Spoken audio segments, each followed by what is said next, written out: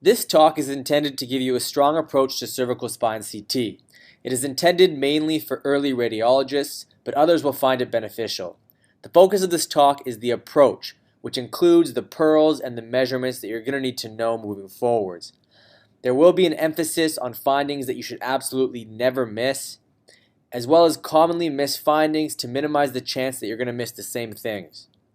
We won't cover all the different types of fractures here, but we'll make suggestions as to which resources you should read that are the highest yield. I suggest reading the Radiographics article on cervical spine trauma.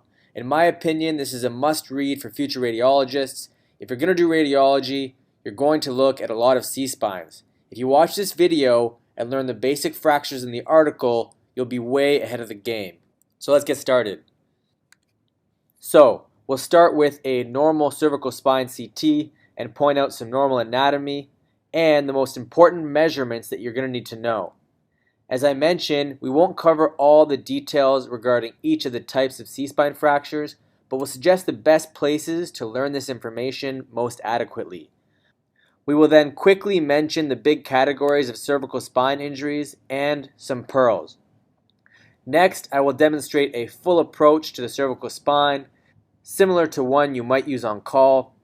Then, we'll apply this approach to some real cases. If you're a resident at U of T, you're going to see a lot of traumas and look at a lot of C-spines.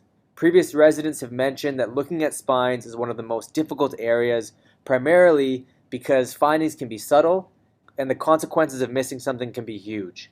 So, practicing this full approach will be important. This is a normal C-spine CT. Let's review some basic anatomy. We'll start with the bones.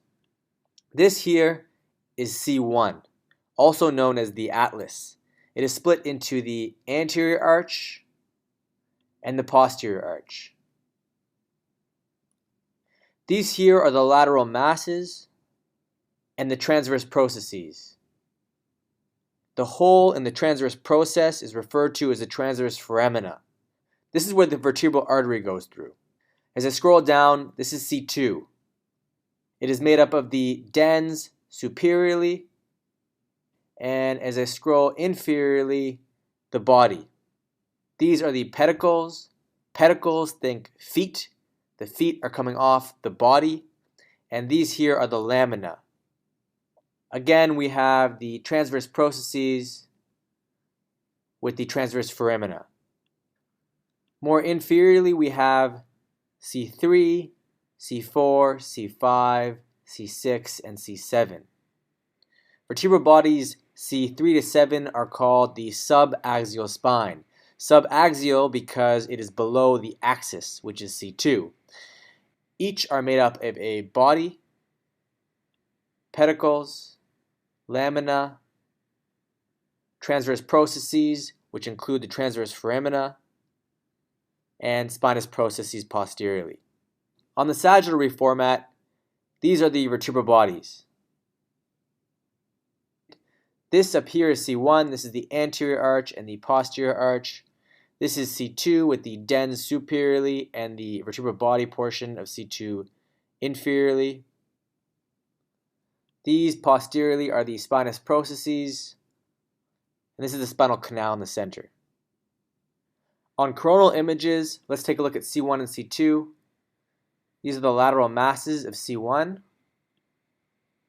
We can scroll back to see the posterior arch and scroll more anterior to see the anterior arch. This is C2, this is the dens or odontoid process, and this is the body portion of C2. Next, we talk about the important joints in the C-spine, and you're going to look at these joints on every single CT C-spine. There are also important measurements that you need to know regarding these joints. Let's start from the top of the spine. As we go through the anatomy, we will discuss the most important craniocervical measurements. If there's one thing that I get across in this talk, it is to focus on the craniocervical junction. First, we discuss the atlanto-occipital joint. The atlanto-occipital joint is the articulation between the atlas, aka C1, and the occipital condyle superiorly. On every CT, you're going to look here to make sure that this joint is congruent. it should look nearly perfectly congruent every time.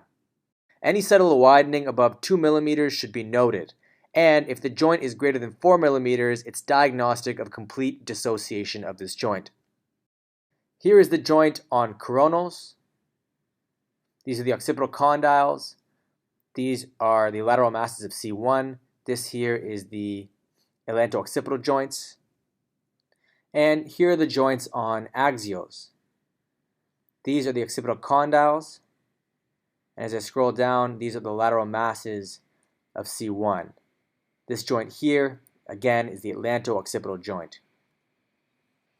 The next joint that we look at is the atlanto-axial joint, the articulation between the atlas, which is C1, and the axis, which is C2, aka the atlanto-axial joint. The atlanto-axial joint. It is made up of the median portion of the joint and the lateral portions of the joint.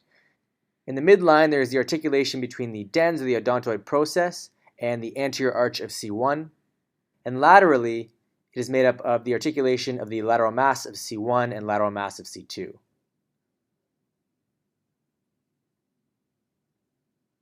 Again, you're going to look at these two articulations on every single CT scan. For the first one, this space here is called the pre-dens space. It should measure less than 2 millimeters in adults. Anything larger than that in an adult is abnormal. On the coronals, this is C1 and this is C2. You look at the articulation between the lateral masses, also known as the lateral atlanto-occipital joint, which sits right here. On coronal images, the lateral joint space, where my mouse is right now, should measure less than 1.2 millimeters at its narrowest point. Don't worry about the numbers for now. Just know that it should come very close laterally, and any more widening is abnormal and should be noted. There it is on the right, and there it is on the left. Note that dislocation or subluxation of the atlanto-occipital or atlanto-axial joints are referred to using an umbrella term, craniocervical dissociation. Now, there are other measurements that you can look at that will help clue you in that there may be craniocervical dissociation, and you need to know some of these. Other than looking at the joints themselves, the most sensitive of these is called the basion-dens interval, or BDI. It is measured as the distance between the tip of the dens, which is here, to the basion, which is this point right here. On CT, the distance from the tip of the dens to the basion, or the basion-dens interval, should be less than 10 millimeters normally. Any wider, and you need to suspect dissociation and look for other signs. The measurements that I've already mentioned so far are the most important for you to look at every time. I'll quickly mention one more because it is often discussed, and that's the Powers ratio. The Powers ratio is more helpful for plain X-rays and not as helpful as the ones we've discussed so far for CT. However, it is still reasonably sensitive and can be thought about and looked at when you're looking for subtle craniocervical dissociation. I mentioned that this is the basion here. This here is called the opistheon. Powers ratio is the ratio of the distance from the posterior arch of C1 in the midline to the basion over the distance from the anterior arch of C1 in the midline to the opistheon. If the ratio is over 1, it's considered abnormal. Now, to remember this, you could try to remember the formula that they provide every time that they teach you the Powers ratio, and many people do that, and to be honest, it can be confusing. But let me simplify Powers ratio for you. Powers ratio is meant to be sensitive for anterior translation of the skull compared to the spine. In other words, it is made to detect when the entire skull translates forwards. So, if you make these two measurements, and you know that the measurement is from the posterior C1 to the basion and the anterior C1 to the opistheon, if the measurement from the posterior arch of C1 to the basion is longer or larger than the other measurement, then that will detect anterior translation of the skull compared to the spine. Therefore, if this distance is bigger than that, we have a positive Powers ratio. The next set of joints we talk about are in the subaxial spine and should also be examined closely on every CT scan.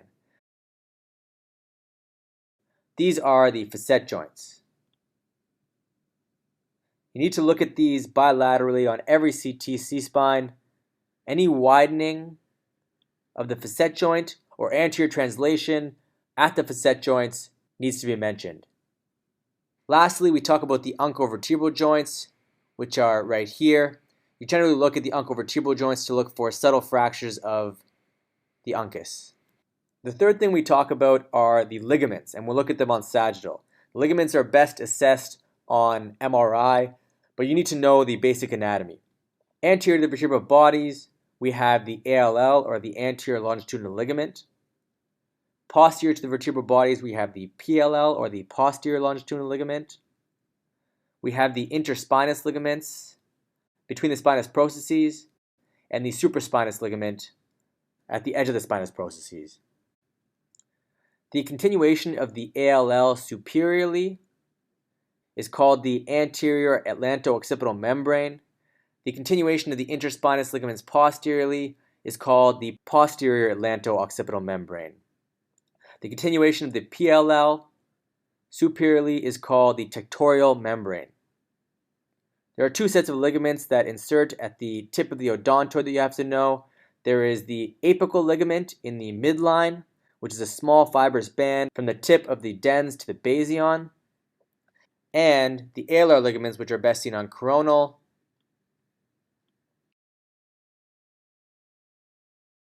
The alar ligaments are thick, horizontally directed ligaments, lateral tip of the dens to the anterior medial part of the occipital condyles. As a quick pearl, if you're going to remember any of these ligaments, it's the alar ligaments that we just discussed. The alar ligaments will come up again and again. Remember their insertion points because subtle flecks of bone here off the anterior medial portion of the occipital condyle or the superior lateral portion of the odontoid process often represent avulsion fractures. As an example, avulsion fractures from the occipital condyles are unstable and shouldn't be missed. We'll discuss these later. On axial images, posterior to the odontoid process, we have the transverse ligament. The transverse ligament is a strong horizontal ligament behind the dens that runs between the lateral masses of C1. It keeps the dens pushed up against the anterior arch of C1. Basically, it keeps that pre-dens space normal, less than 2 millimeters. Lastly, we change to soft tissue windows. On every CTC spine, you need to look at the prevertebral soft tissues on both sagittals and axials. You're looking for this fat stripe right here. Any soft tissue swelling should be noted. You're also going to look posterior to the vertebral bodies for any high density material or thickening that might indicate an epidural hematoma. It is useful to look at the soft tissues on axials as well. Looking at the prevertebral soft tissues, again looking for that stripe of fat, which is the dark tissue that you see right here,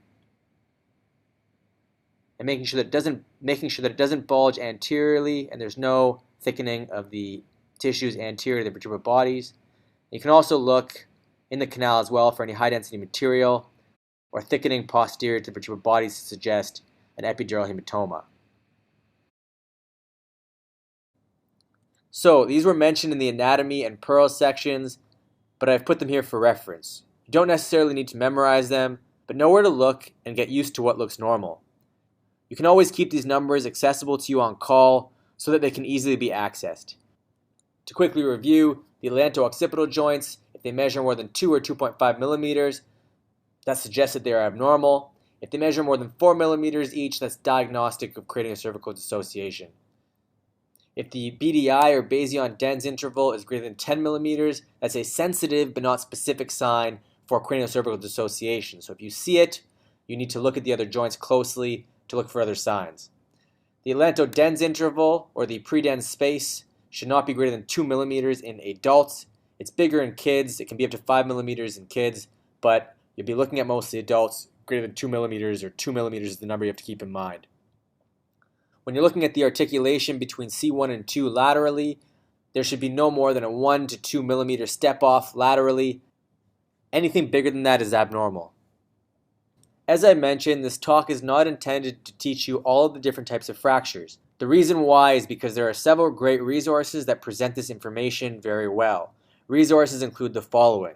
There are StatDX and RadPrimer articles that include all of the raw content that you need to know with respect to the different types of injuries, but it can become very heavy and doesn't give you a simple framework to follow every time.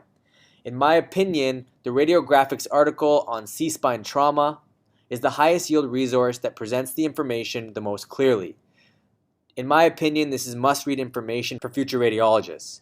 Emerge Requisites is also good for a quick review, but I found the radiographics article the most helpful. It might be helpful to look at RAD Primer to learn the raw material first, and then to organize that material in your head by looking at the radiographics article. That's what I found the most helpful. What we will do is quickly mention the major categories of injuries and some key pearls. But this is in no way meant to replace reading about the different types of fractures, because we can only cover them superficially here and mention some pearls. So, first we talk about craniocervical injuries, which refers to injuries from the level of the occipital condyles down to C2. As I mentioned earlier, it's imperative that you examine the craniocervical junction carefully on every single scan that you read. The main types of injuries are as follows. First, craniocervical dissociation.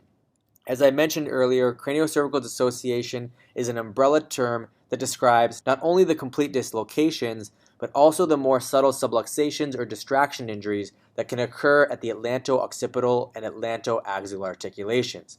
Again, at the atlanto-occipital, aka the junction between the atlas and the occipital condyles, aka the skull and C1, and the atlanto-axial articulations, between the atlas and the axis, between C1 and C2. We discussed some important measurements at the craniocervical junction that will help clue you in to more subtle craniocervical dissociation. If I stress one thing in this lecture, again, as I mentioned earlier, it is to never miss subtle craniocervical dissociation.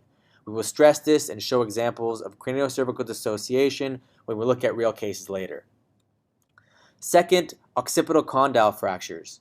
Fractures of the occipital condyles are separated into three types, types 1, 2, and 3.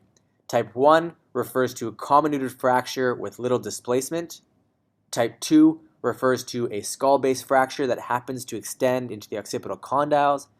And type 3 refers to avulsion fragments of the occipital condyle, which occur at the insertion of the alar ligaments. Remember, the alar ligaments span from the tip of the dens to the anterior medial occipital condyles. If you remember any of these fractures, it's the type 3 occipital condyle fracture, aka the alar avulsion fractures. These avulsions of the occipital condyle are the most unstable of the three. They are also the most subtle to pick up. You need to specifically look for subtle avulsions of the occipital condyle on every C-spine. This is an example of a type 3 occipital condyle fracture, aka an alar avulsion, on the right here. This is an example of the same fracture on the axial slices. You need to look here every time to look for subtle avulsions. Next, we talk about C1 fractures or atlas fractures. Atlas fractures can come in various forms. A Jefferson's fracture refers to a burst fracture of C1. If you have fractures through both the anterior and posterior arches of C1, you can call it a Jefferson's fracture. This is an example of a Jefferson's fracture with fractures of the anterior arch and the posterior arch. A quick pearl is to watch out for an unfused anterior or posterior arch of C1. It can mimic a fracture. This is an example of an unfused anterior arch. Specifically, you should look for well-corticated edges. Notice that the cortex or the denser bone here can be traced all the way around. C2 fractures or axis fractures also come in a variety of forms. This includes hangman's fractures, which refers to fractures of the bilateral pars or bilateral pedicles. Dens fractures or odontoid fractures can be also separated into three types, type 1, type 2, and type 3. Type 1 odontoid or dens fractures refers to avulsions at the tip of the dens from the alar ligaments. Type 2 dens fractures are fractures through the dens at the body dens junction. This is an example of a type 2 dens fracture. And type 3 occurs when the fracture extends into the C2 vertebral body. Type 2 fractures are considered the most unstable and have the highest rate of non-union. So, if you're going to remember any of those three fractures, it's the type 2 dens fracture. Subaxial fractures refers to fractures that occur below the axis, which is C2. They are subaxial or below C2. For fractures that occur from C3 to 7, there are many different classification systems that are out there, which can make things really confusing. You'll probably read or hear about the 3-column concept of spinal fractures. You can pause this video and look it up if you haven't heard of it before. Another common way to describe these fractures is by mechanism: flexion compression, pure compression fractures, flexion distraction, extension compression, extension distraction, and lateral flexion. On top of that, there are also various eponyms such as chance fractures that are used. You can probably already see why people find it exceedingly difficult to describe and classify C-spine fractures when you first start. I do think it's important to at least be familiar with the various classification systems, terms, and mechanisms, but because there is a lot of overlap in terminology, for example, the most common cause of a chance fracture is a flexion distraction injury, and multiple mechanisms can occur in one injury, I think that relying on these terms to describe injuries can really confuse things. The radiographics article that I mentioned earlier presents the SLIC system of describing these fractures. It separates the morphology of the actual fracture itself into 4 categories from least to most severe. Simple flexion compression fractures are considered grade 1, which involves a fracture causing loss of height of the vertebral body, most often anteriorly. Burst fractures are considered grade 2, which are caused by greater vertical compression force. Often you have greater loss of height and retropulsion of fragments, and the defining feature of a burst fracture is that the fracture line extends through the posterior cortex of the vertebral body. Injuries that demonstrate distraction are considered grade 3 and are more severe. Distraction refers to a dissociation or separation in the vertical axis. Basically, the fragments separate in a vertical direction. And then lastly, we have translation injuries, which are grade 4, and that refers to vertebral body offset in the horizontal direction. Within the SLIC system, a separate comment should always be made regarding suspected ligamentous injury. The specifics are beyond this lecture, and again, I suggest reading the radiographics article for a good summary of the SLIC system. Now, if this is the first time that you've ever learned about C-spine fractures, this might all be gibberish to you.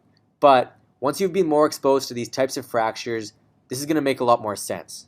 If this is too much for now, just know that there are many classification systems out there for subaxial C-spine fractures, and the SLIC system summarized in the radiographics article makes it easy to understand and describe these fractures less variably. Very quickly, I wanted to draw your attention to certain injuries that are the most commonly missed. The hope is that when you go on to learn about all the different types of fractures, you're going to pay special attention to learning these. And when you look at C-spine CTs, you'll specifically look for these things. First, subtle craniocervical dissociation. I've harped on this already. You need to look closely at the joints of the craniocervical junction and know the basic measurements. Second, occipital condyle avulsion fractures. They can be subtle, so always look. We saw examples of this earlier. Third, extension injuries. You'll read more about these later, but for now I'll mention that they can be very subtle. Some signs of extension injury include widening of the intervertebral disc space anteriorly, narrowing of the space between the spinous processes posteriorly. If they're more severe, you can get fractures of the posterior elements, and you can get avulsion of the anterior inferior corner of the vertebral body from the ALL, also known as an extension teardrop. You need to remember to look for widening of the anterior disc space because this can be the most subtle finding in what is a severe extension injury. This is an example of a patient with an extension injury. You can see that there's widening of the vertebral disc space anteriorly, and there is narrowing of the interspinous space posteriorly. An avulsion fracture, as I mentioned, also known as an extension teardrop, would be an avulsion fracture of this corner of the vertebral body here. You can also get fractures of the posterior elements, as you can imagine, when you extend and the upper posterior elements bang against the lower posterior elements. Fourth, we talk about teardrop fractures. I just mentioned extension teardrops. Flexion teardrops can also look similar, but you need to look at the overall pattern of the entire injury at the location. Look at the location of the teardrop, and also look at the shape of the teardrop to determine which one you're looking at. Flexion teardrops are generally larger than extension teardrops. Remember, this is because extension teardrops are avulsions. You're going to get a smaller portion of the bone breaking off in extension than in flexion. The extension teardrop most commonly occurs at C2. This is an example of an extension teardrop at C2. A flexion teardrop most commonly is seen lower down, most commonly at C5-6. This is an example of a flexion teardrop fracture. Notice how it's bigger, it's at a different location, and the pattern of injury is different. As you can see, this is a flexion pattern of injury with distraction posteriorly. Lastly, you need to look for subtle distraction of the facet joints. Any widening of facet joints should be mentioned. Again, don't memorize this list. This is here for your reference and to clue you in to some subtle findings that are often missed. Another pearl is knowing mimics of fractures. First, non-fusion. We mentioned this before and showed a picture earlier of non-fusion of the C1 rings. Look for a sclerotic border to know that this is not an acute fracture. While I'm talking about non-fusion, I should also mention the fracture mimics at C2, which include a parent non-fusion of C2 called os odontoideum. You should look up os odontoideum, look at images, and be able to differentiate it from os terminale, which occurs more distally at the tip of the dens, and be able to differentiate those from acute fractures. Second, you'll see it very commonly, is a Schmorl's node. A Schmorl's node refers to herniation of disc material through the end plate of the vertebral body, causing a nodular defect in the end plate. This is an example of a Schmorl's node. As I mentioned, you have herniation of the disc into the vertebral body and a sclerotic border around it. These examples are more typical of Schmorl's nodes, but they can also be bigger in the anterior-posterior direction, and as a result, if you can imagine, superiorly or inferiorly, they can mimic end plate fractures. Third, we talk about a limbus vertebra. A limbus vertebra is related to Schmorl's nodes. This here is a limbus vertebra. Again, there's herniation of disc material through the vertebral body end plate, but this time it extends through usually the corner of the vertebral body. Most often it's the anterior superior corner, but can also be the anterior inferior corner. As a result, you get a fragment of bone at the corner here or the corner here, and to the untrained eye, it can look like a simple flexion compression fracture, like this one would mimic here, or if it's at the anterior inferior corner, it can mimic a teardrop fracture. The key to differentiating these is the location, the regularity of the bone, and also the sclerotic borders. Again, if this is too much information for you, for now, focus on the approach. All of these things will come up when you read about C-spine and look at more C-spines. For now, just having heard these names puts you way, way, way ahead of the game. The last thing that I want to touch on before we get into an approach and then applying it to some cases are the findings that you should look for that put a patient at higher risk for vascular injury. Many of these are C-spine findings, and when you see these findings, you need to suggest getting a CTA to the trauma team to rule out a vascular injury. There are a bunch of indications, and some of them are softer than others, but these are the most important ones that you need to know. If you have any fracture to C1 to 3, you should suggest getting a CTA. If you have fractures of any of vertebral bodies 1 to 6 that extend through the transverse foramina, you need to get a CTA to rule out vertebral artery injury. If you have any facet subluxation or dislocation, or any severe subluxation or dislocation, you need to get a CTA. Any skull-base fracture that extends into carotid canal should also prompt a CTA. There are other indications as well, things like severe facial fractures, like Lefort fractures and severe mandibular fractures, but those ones aren't as important as the other ones I've bolded and starred on this slide. Note that the approach that we're going to show is for illustrative purposes, to show you all of the things that you need to look at on all of the different planes. We will do a lot of switching through axials, sagittal, and coronal reformats. When you become more efficient and do some call, you'll still look at all of these things that we're going to discuss, but you won't have to move around as much between the reformats. So, I start on sagittal. Step 1 is a general overview. I take a look at the whole spine very quickly to see if I see anything big. Step 2, I evaluate the craniocervical junction very closely. The first part of that is looking specifically for craniocervical dissociation. So I evaluate the atlanto-occipital joints bilaterally. Any step off, any abnormality, subluxation, any widening, I need to comment on it. I then look at the Bazion-Dens interval, or BDI, which is a sensitive sign of craniocervical dissociation. It's this distance here, and it's normal. I then look at the articulation between C1 and C2. First, in the midline, we have the pre-dens space here, which should be less than 2 millimeters, and it is.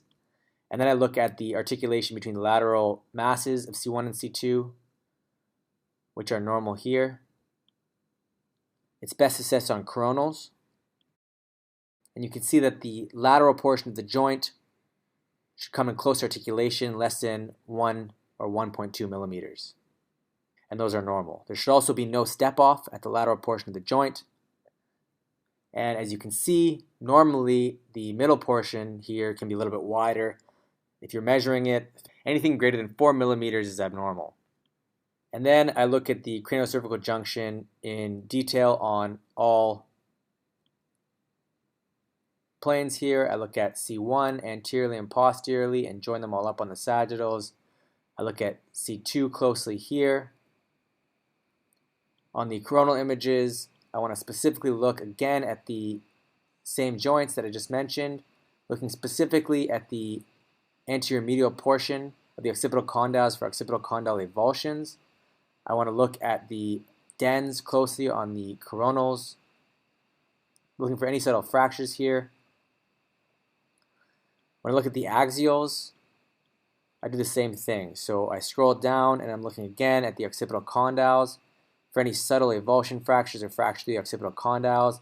I look at that joint again as I'm going down. That's the atlanto-occipital joint, or the articulation between the occipital condyles and C1 lateral masses. I scroll down and I complete the entire C1 vertebral body. And then I scroll down and look at the dens and complete the entire C2 vertebral body.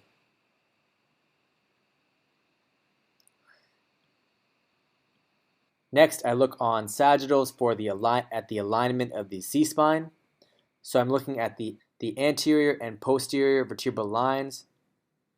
I'm looking at the spinal laminar line, and at the back, the interspinous line. The alignment is normal here. The next step is to look for any other injuries in the subaxial spine.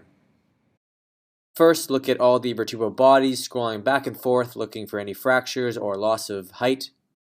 After you look at the vertebral bodies, you also want to look at the disc spaces to see if they're widened anteriorly or posteriorly. Then I look at all the facet joints laterally, making sure that they all line up and there's no widening of any of these joints. These are all normal. Look at them on the other side. I can also look for fractures of any of the bones here. And then I look at the spinous processes posteriorly. Once I've looked at all the bones on sagittals, I do checkpoints again. On coronals, we mentioned the checkpoints being the craniocervical junction. I also look at the vertebral bodies on coronals. Specifically, it's very easy to miss subtle fractures near the uncovertebral joints on other planes. So I specifically look at the uncovertebral joints on coronal images. You can also assess the facet joints as well here. And then I go down the axials. I've already done it for C1 and C2, but I scroll down, and one vertebral body at a time, I look at all the articulations, completing the rings, completing the transverse foramina, and making sure I don't see any fractures. Okay, and these are all normal. If you don't like completing each one at a time, some people like looking at one element and scrolling through. For example, if you're looking at the spinous processes, you can look at that one and keep scrolling through and look at all the spinous processes at once and do multiple passes of the C-spine on axials to make sure that you don't miss anything. The most important thing to look at on axials are the transverse foramina. It's easy to miss these fractures on other planes, and they are important fractures to not miss. Next, you need to look at the soft tissues. Specifically, first you look for prevertebral soft tissue thickening on the sagittals. You look posteriorly You look posterior to the vertebral bodies for any thickening of tissues or high density material to suggest an epidural hematoma. It's also very helpful, as I mentioned before, to look at these on axials. Again, looking for prevertebral soft tissue thickening and looking at the spinal canal centrally for any signs of epidural hematoma. Lastly, you want to look for miscellaneous things that aren't part of the spine that are on this film. For example, you want to look at the visualized brain. I've seen cases before where there's blood in the fourth ventricle and it's just a C-spine CT. You need to look at the brain to make sure you don't miss anything big. You need to look at the skull base, as we would normally look at a head CT skull base on bone windows. Look at the visualized portions of the mandible, look at the pterygoid plates, etc. Things that are often missed in traumas are fractures of the hyoid bone, which is here. Make sure you assess the hyoid bone, the thyroid cartilages for subtle fractures, and the cricoid cartilage here. Back on soft tissues, you can assess and have a quick pass of the neck, making sure that the airway is patent and looking for anything big. We'll talk about this more when we talk about neck CT. Lastly, if the chest isn't reported separately, you need to look at the clavicles and then the lungs. I've seen several cases where the C-spine is normal, but you see a pneumothorax when you look at the apices of the lungs. Okay, so this is the first case. It's a trauma. Let's go through our full approach. There are a lot of injuries in this case, so we'll just talk about the most important ones and go through our approach. So first, do a general overview on sagittals, and we already see that there's a lot of things going on here, but now we need to break it down. Okay? First, we want to rule out craniocervical dissociation. So after the general overview, we want to specifically look closely at the craniocervical junction. First, we look at the atlanto-occipital articulations, and they are generally congruent here, but it might be a little bit widened at the posterior aspect. Next, as we mentioned, we look at the Basion-Dens interval, which measures about 12 millimeters, which is too much. The reason why I measured down to here is that this is an osteophyte here, so the tip of the dens is actually considered this point here in this case. This is too big. So it's a sensitive sign. We need to look closer at all the joints. Next, we look at the pre-dens space, or the articulation in the midline between C1 and 2. It's okay inferiorly, but it's too wide superiorly. This V shape can be seen in normal situations, but it can also indicate transverse ligament laxity. Remember that the transverse ligament holds the dens up against the anterior process of C1. Now we want to look at the lateral articulations. We can look at them on sagittals, but they're best assessed on coronals. So looking at the articulation between C1 and C2, we notice that laterally these are way too wide. That's not normal. We mentioned that the lateral portion of C1 here should come very close to C2, and there should be no step off. There's not much step off here, but this is way too wide. There is distraction at the C1-2 articulations bilaterally here. This is diagnostic of craniocervical dissociation. Remember, craniocervical dissociation is an umbrella term to describe dissociation of the atlanto-occipital joint or the atlanto-axial joint. And we have dissociation here of the atlanto-axial joint.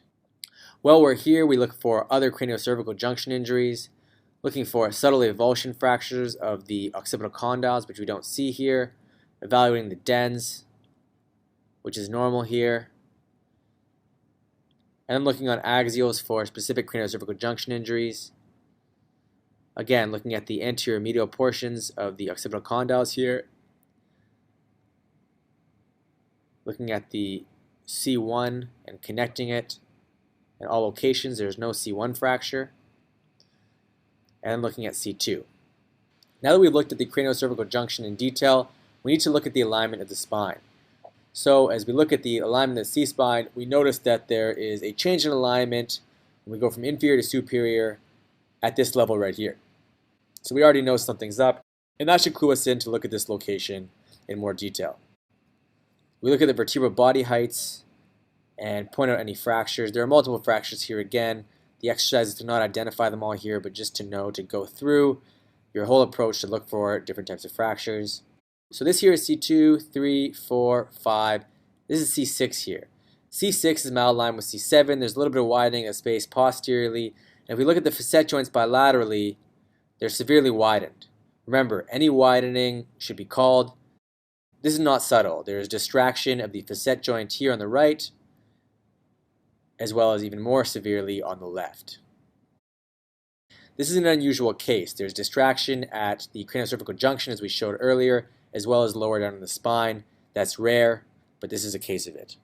Next, you go through your checkpoints, which involve looking at all of the bones again that you've looked on sagittal, on coronals, specifically looking at the vertebral bodies and the uncovertebral joints. Then you want to go through your axials, starting at the top and going line by line looking for fractures. So once we've looked at all of the bones on all three planes and called out all the fractures, again, there was too many to name on that one, so I don't want to waste time by going through it all for now to emphasize the approach. But then we have to look at the soft tissues. So anteriorly here, the soft tissues are severely thickened. And then you need to look for an epidural collection. These tissues are too thick, and there's actually air within the epidural space anteriorly as well, so we know that there's something going on in the epidural space. To drive home the point, we also want to look at the axials. You can look at the prevertebral soft tissues, which you can see are thickened more inferiorly here especially, with air and fluid, and this is the fat stripe that should be hugging the anterior vertebral body, but it's not. And then looking at the central canal, you see all of the air in the canal. You see the thickening of the tissues anteriorly here, especially at this level. Large collection that is an epidural hematoma. Then you look at everything else, and we won't go through that all right now to save some time. This is case 2. It's another trauma, and this will illustrate the importance of going through a systematic approach. So if we were to just quickly look through the spine and take a general overview, you might think it looks pretty normal. All the bones look pretty intact. The facet joints are all right.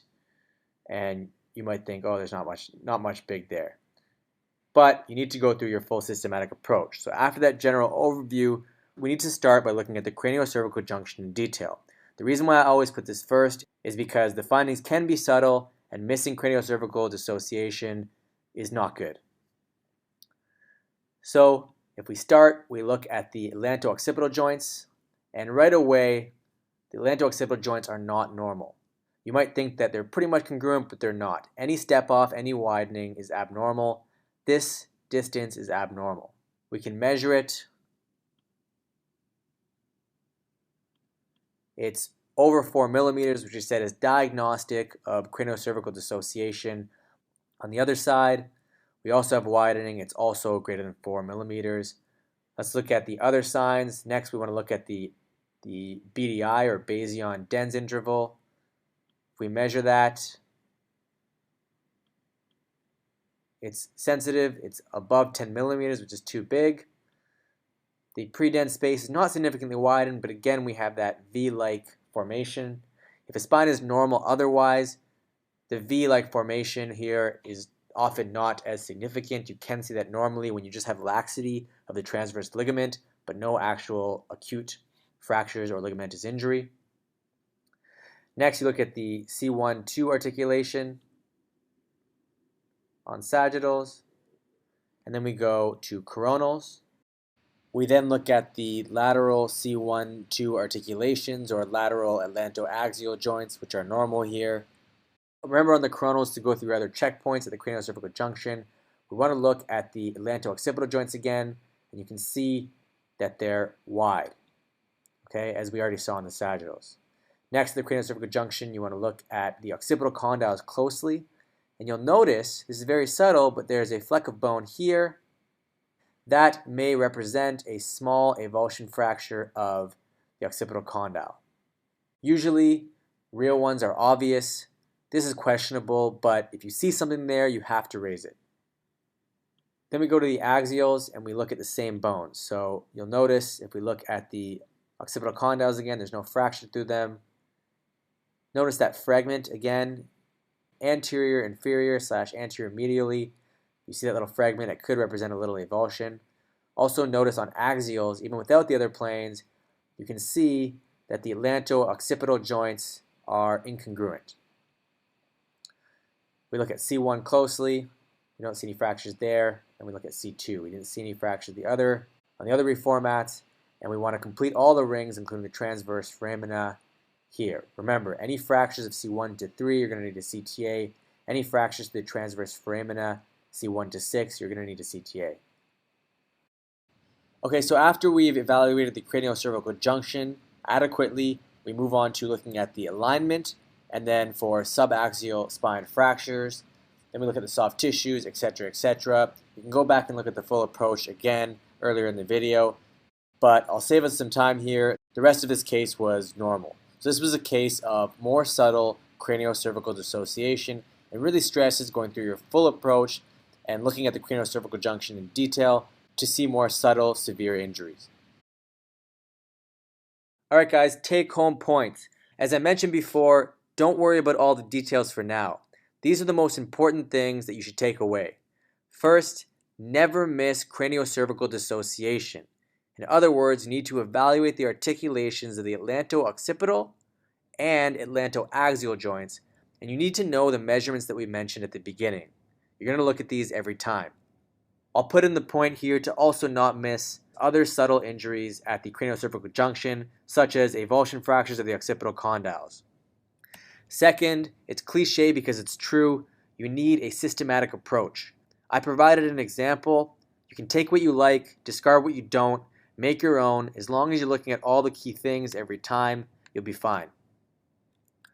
Third, don't just look at the bones of the C-spine. Before you finish looking at the study, make sure you look at the soft tissues for prevertebral swelling or epidural hematoma, and then make sure you look for incidentals. The hyoid bone, the thyroid cartilage, the cricoid cartilage. Look at all the soft tissues, look at the brain if it's not reported separately, and look at whatever you can of the lungs. Lastly, and I've mentioned it about 1,000 times, but check out that radiographic C-spine trauma article. It's helpful on its own, but I found it especially helpful once I was already familiar with all the different mechanisms of trauma through either rad primer articles or whatever other resource you want to use, and then put it all together with that radiographic C-spine article. Alright guys, that does it for this one. I hope it helped, and I hope to see you guys soon.